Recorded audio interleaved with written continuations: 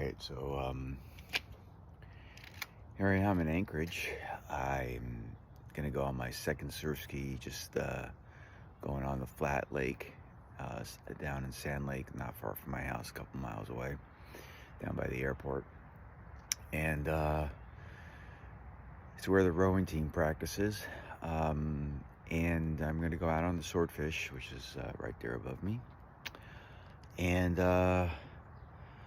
yeah, I'm just basically building up to eventually get out on doing some downwinds, either on some of the bigger lakes where there's a bigger fetch, a little deeper lake with a lot of wind, or ocean eventually. The water temperatures are in the 60s in the lakes, and not too bad, not bad at all. The ocean temperatures are in the 50s.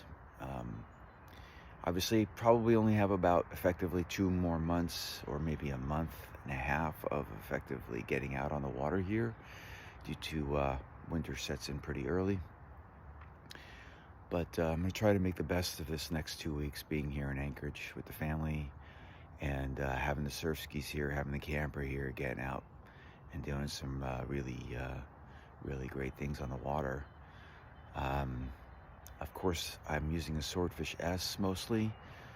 Older model right before the factory fire. Really love that ski.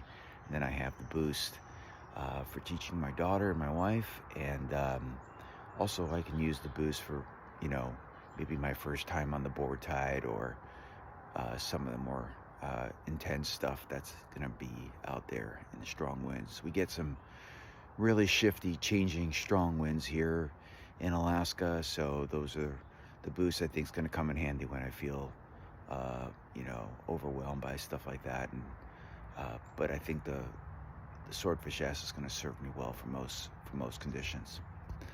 All right, we'll talk later.